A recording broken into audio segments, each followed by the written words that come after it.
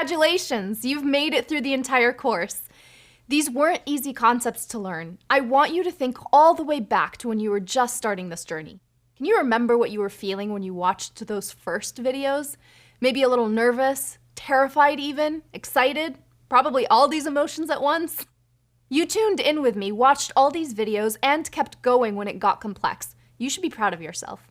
Take a moment to reflect on where you are now. You've gone from having little or no knowledge of programming to being able to write all kinds of complex functions.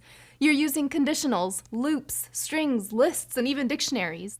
You even created your own objects. You put it all together to write your very own program, applying a process which you might use in your day-to-day IT role. And hopefully you had as much fun doing it as I did teaching you.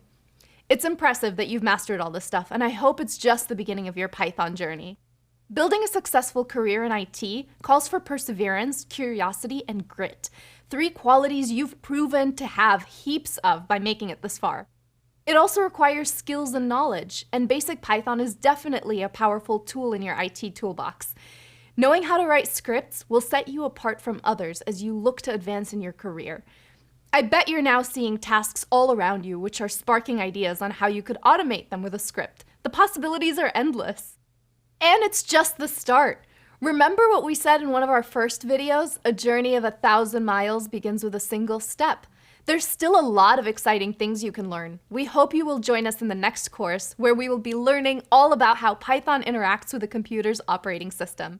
To get a taste of what's in store, stay put for the next video, where we will chat with Roger, your next instructor. But for now, I want to wish you best of luck. I look forward to seeing you and your code out there.